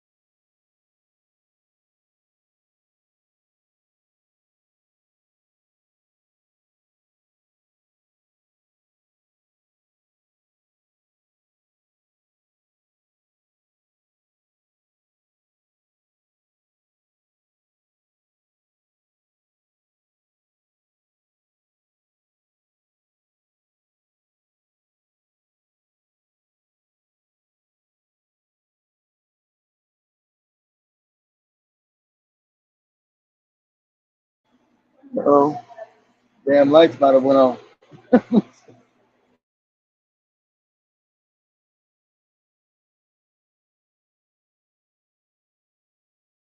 You guys get, I'm coming back. You guys give me a minute. You guys give me a minute.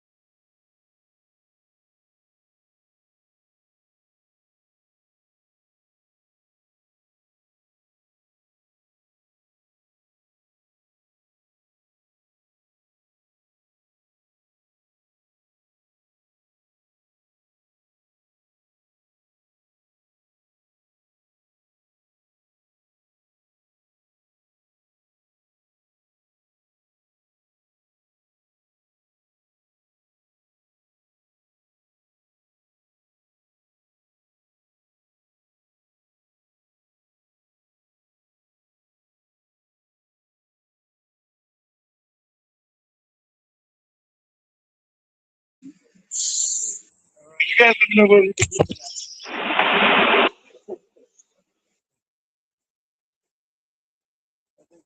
Well, whatever. You guys let me know whether you guys can hear me now. Let's do this in the chat room. I don't think we're gonna get Joby back. Might have texted me. Guys, let me know whether you guys can hear me at all. Maybe I'm fucked up.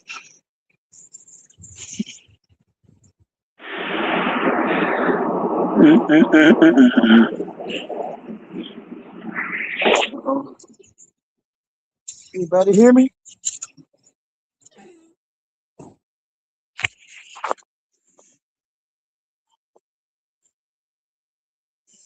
Anybody hear me? 1 2 1 2.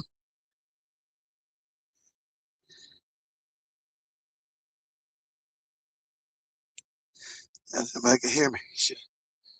I'm gonna come back in.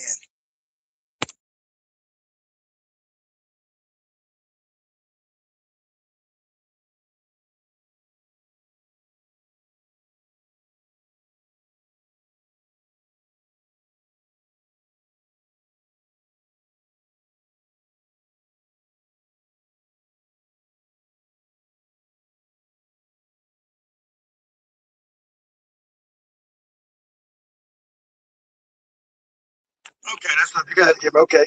I got to go out and come back in. I've lost Joby. I don't know if the power went off over there or what. You know. I ain't got much time left anyway, but another 20 minutes. Yeah, like I was saying, this has been a war that they wanted to have for the longest time.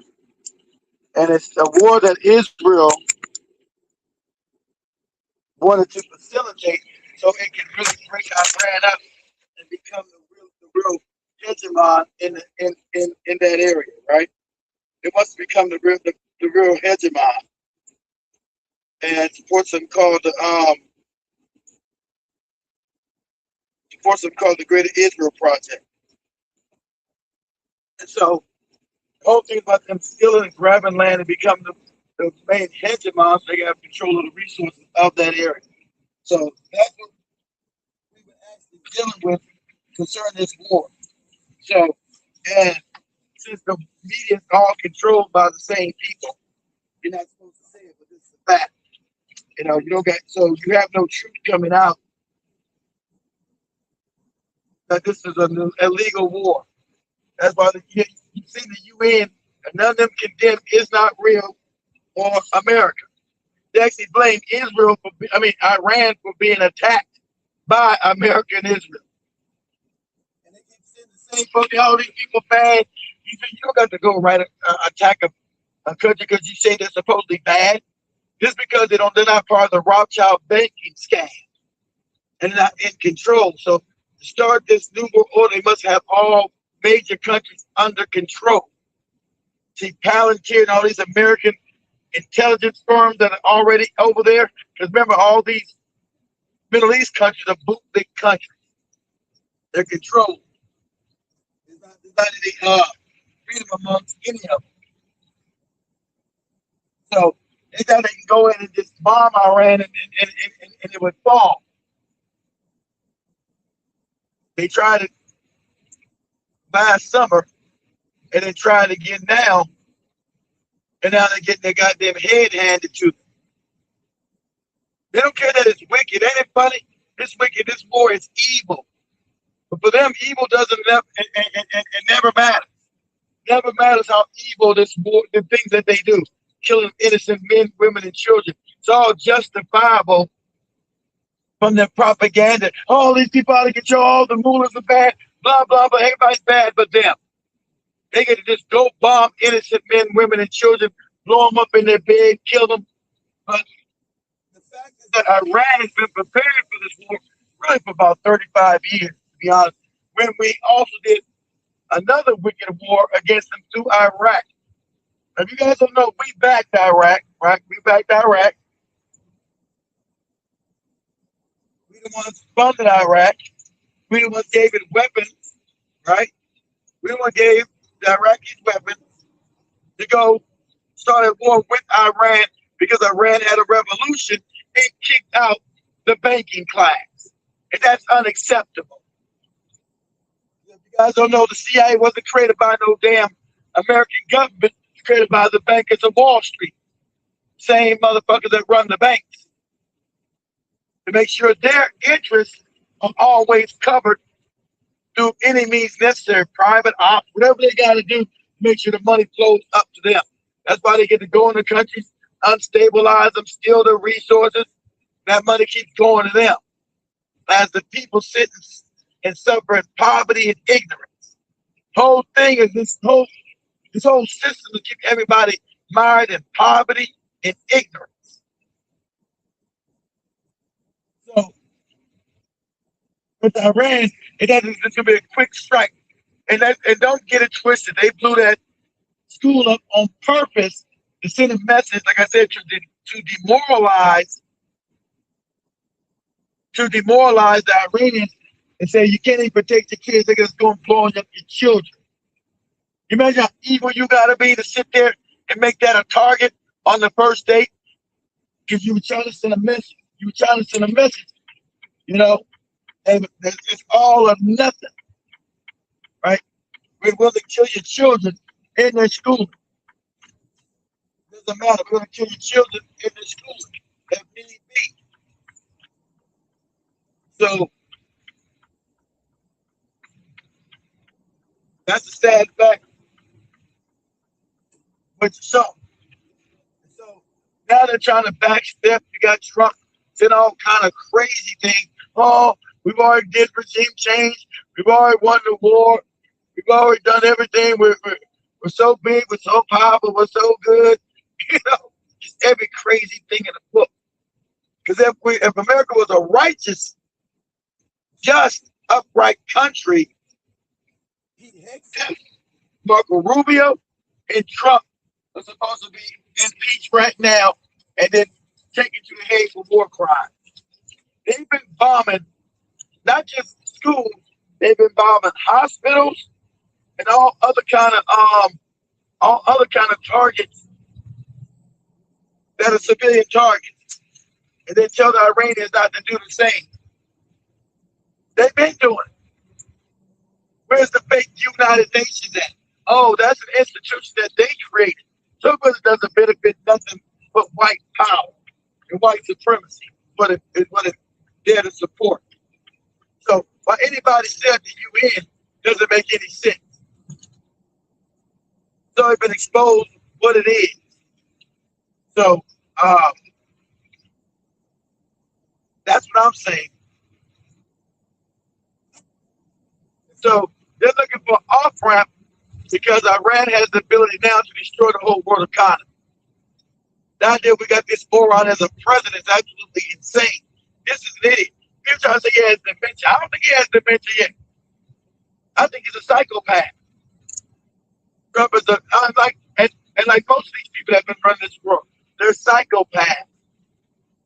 As Iran told, these are the same people part of the Epstein files that you can't get released. These are the same motherfuckers that have been eating babies. For real. See, no more allegedly. I said that for years. I was crazy. But there's no more alleged nothing. No more alleged nothing. Trump and his cohorts have been having sex with children and eating them. These are facts. Okay? No more alleged nothing.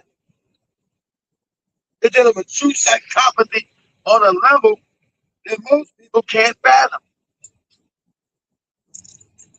You know, that's why these files have been completely released. The wicked and the evil shit they've been doing.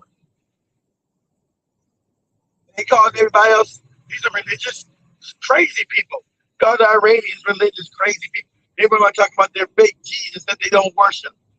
You know, these motherfuckers worship Baal and all other kind of satanic shit. But white people they're so racist, they won't remove these people from power because they represent their white ideology of white supremacy. That's what we're dealing with, right? And that's why they're going to lose. And hopefully enough, they won't take down the world's economy with it. Because Iran said it's going to now start bombing hospitals. If you get fucked up over there, Iran says it's going to fire you in the hospital. They've been bombing innocent people in hospitals all throughout that big-ass country of Iran. They've been bombing universities. That's not on your news because they don't want you to know the criminality of these fucking wicked bastards. Why the hell would you be bombing universities and hospitals? Because they want to inflict this kind of pain on the country to make them heal. Then when you do it, oh, look at this. Oh.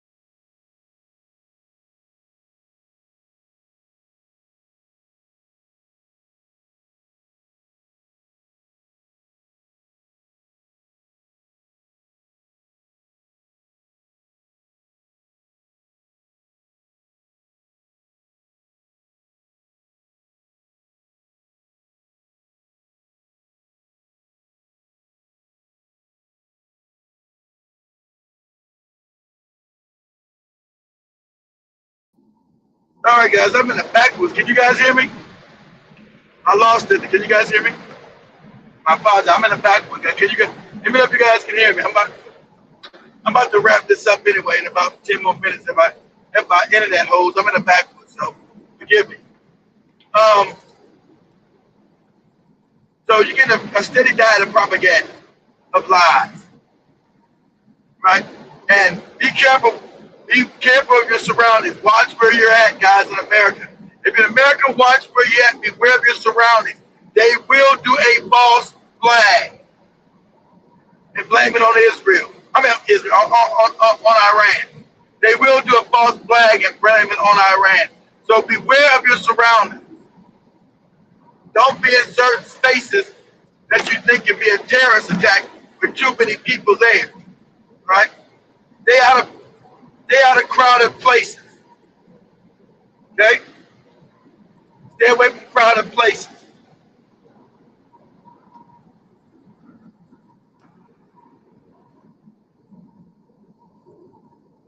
Because it's exactly what they want to do. So, the war's not going good for them, you know. Still enough, I'm sure they had to know they've had CIA and Mossad on the ground in Iran for years.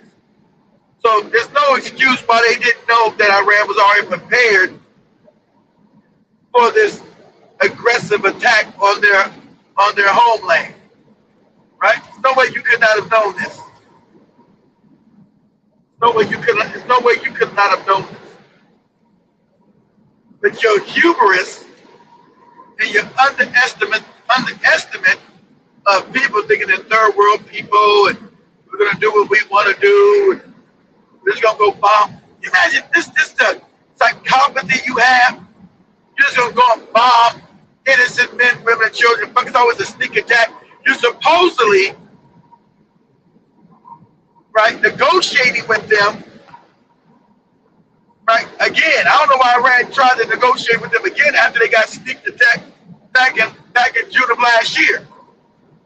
But suppose they were still negotiating again, and they got snuck attacked again. But everybody else is the crazy one. Everybody else is bad and evil. All this crazy propaganda. The American people are so propagandized. They don't know which way is up.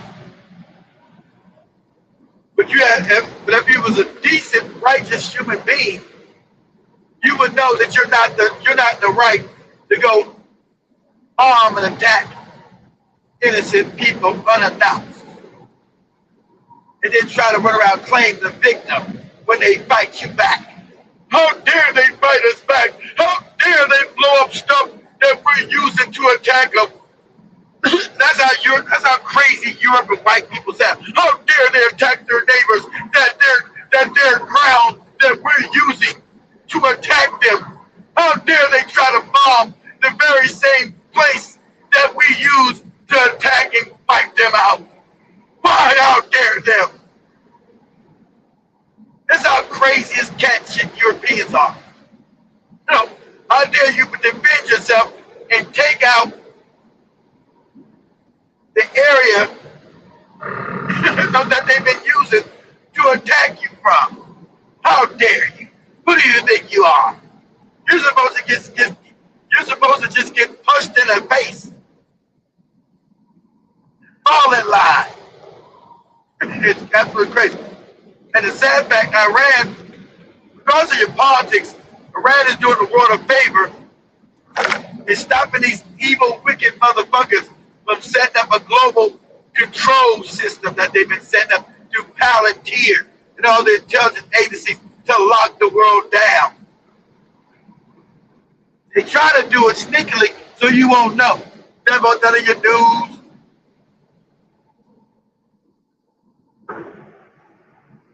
Never talked about. No. Iran needs to blow that wicked shit up. God damn, it's wicked as fuck out here. Shit.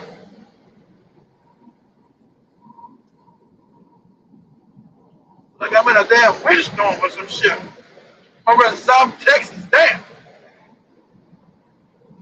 So, like I said, you got goofy ass Trump to say, oh yeah, we won. We did regime change. And it's the same regime. What changes you done? What are you talking about?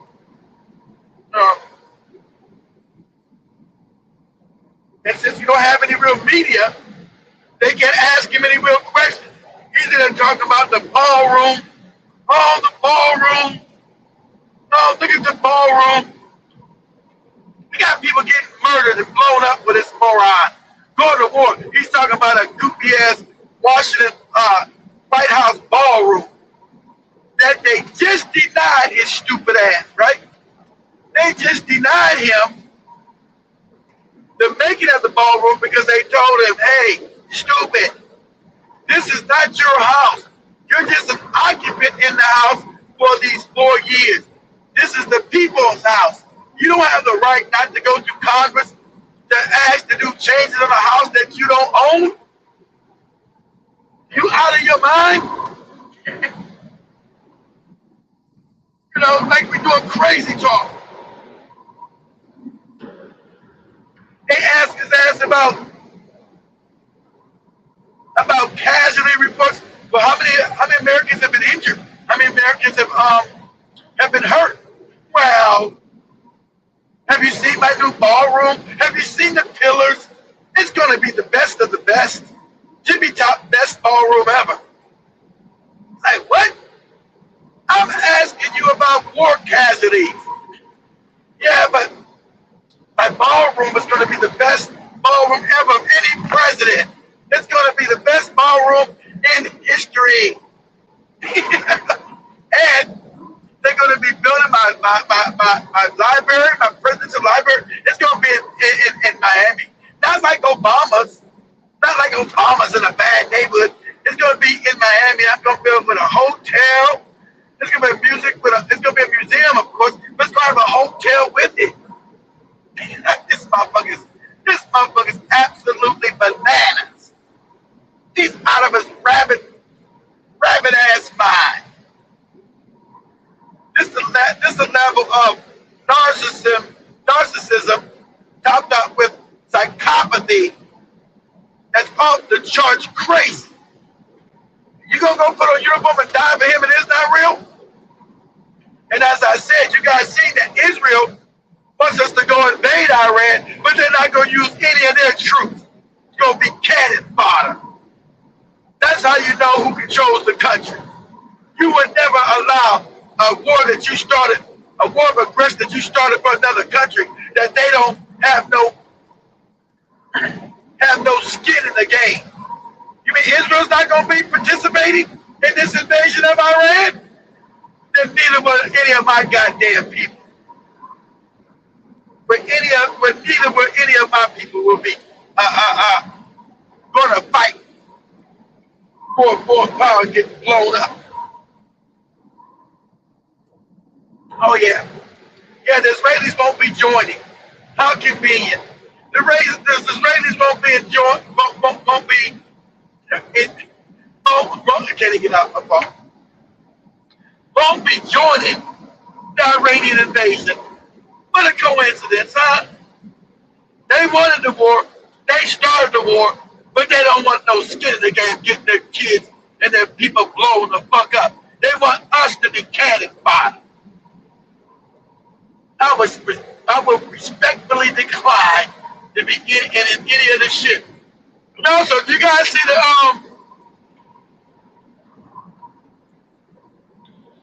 you know they upped the enlistment age. They said old people from 42 down to that senior citizens can now join the military. And you know, got Joe been one. I was looking at this TikTok video of this brother, guys. Can you guys hear me? Let me know if you guys can hear me now. And over in a bad area too. I was looking at this video on TikTok of this brother, right? He said, man, I'm 52. Can somebody explain this letter I just got from the Army? Said I got a report for military duty. It's a real letter. It's not a joke. He said, can anybody explain this to me? I'm 52 years old. I got bad knees. When they talking about report to your nearest Army depot.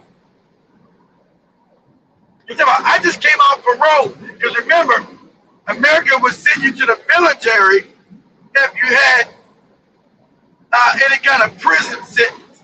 He said, you go to the military, you go to jail. He said he just finished parole, so he just, I wrote this comment section, man, don't even show up to that shit. Just act like you ain't never got it. They don't know if you got it. Act like you never got it. He said, we inform you now that you have been military conscripted to report to your nearest Army depot. He said, man, what is this? Is this a joke? Nah, you got real letter. Yours ain't no joke. That's real. I wouldn't report them none of that shit. They got to confine me. He said, I'm 52 years old. What are they talking about? Report to the nearest Army depot. So they expect you to be cannon fodder, brother. Oh, I find that video for Joby Friday to show it with you guys, because Joby does her music show on Thursdays.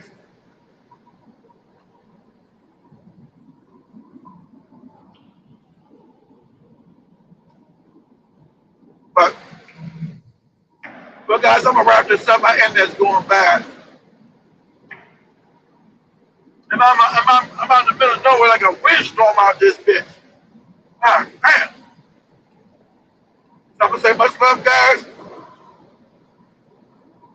I'll talk to you guys on Friday show. God damn.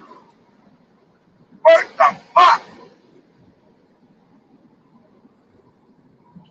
I don't know weird shit is going on out here.